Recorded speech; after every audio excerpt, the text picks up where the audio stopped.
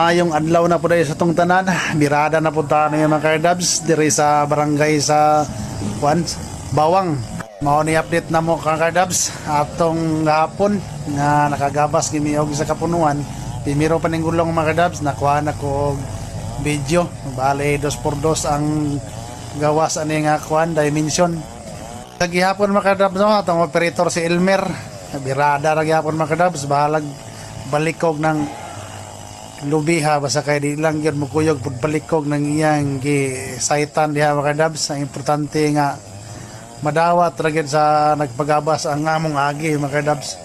Ug daghan na kay salamat sa mga solid followers sa pagpadayon sa suporta ninyong tanan mga kardabs. Ang salamat sa nag-share ug sa inyong tanan daghang kayong salamat.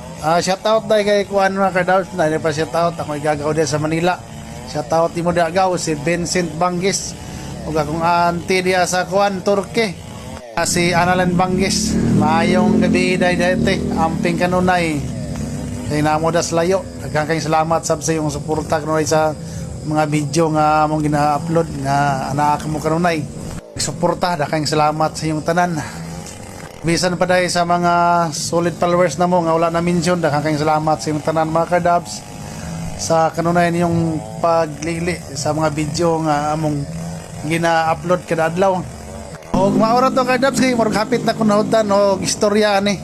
Tanaw na to sa nang birada ni Elmer mga kardabs, so kay nindot kilang taon ang iyang pagabas.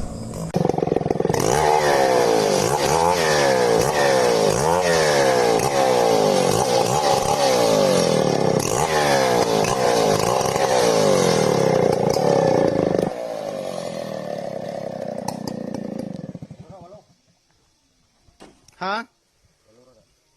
Merong gulong mga kadabs, 2x2.